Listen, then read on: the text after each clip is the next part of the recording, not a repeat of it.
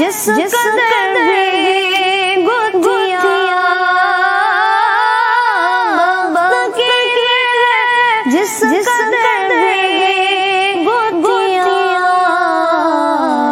ساری سلجھا دو فریاد ہے، ساری سلجھا دو فریاد ہے، فریاد ہے، ساری سلجھا دو فریاد ہے، ساری سلجھا دو فریاد ہے۔ امیر اہل سنت، اس میں ایک لفظ گتھیاں آیا ہے، اس کا کیا مطلب ہے؟ اس کے بارے میں کچھ ارشاد فرمائیے۔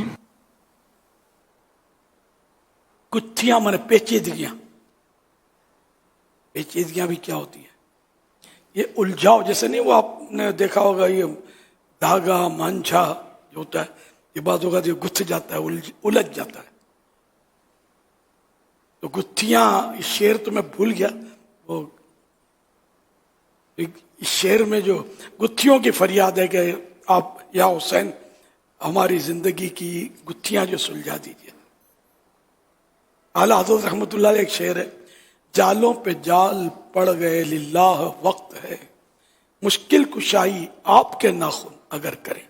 وہ بھی یہی مطلب ملتا جلتا ہی ہے کہ مبارک ناخنوں سے میری زندگی کی گتھیاں سلجھا دیجیے۔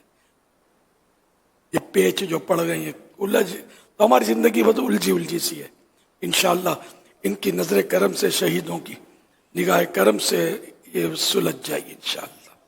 قسمت میں لاکھ پیج ہوں، قسمت میں لاکھ پیچ 100 بل 1000 کج، یہ ساری گتھی ایک تیری سیدھی نظر کی ہے۔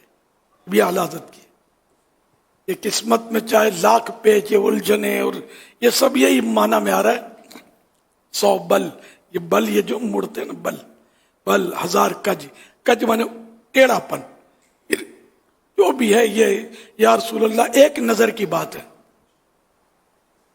تیری ایک نظر کا سوال ہے، تیری ایک نظر کی بات ہے، میری زندگی کا سوال ہے۔ ایک نظر ڈال دیں گے میری زندگی سنور جائے گی، میری آخرت بھی سنور جائے گی۔ صلو علی الحبیب صلی اللہ علیہ صلی اللہ علی محمد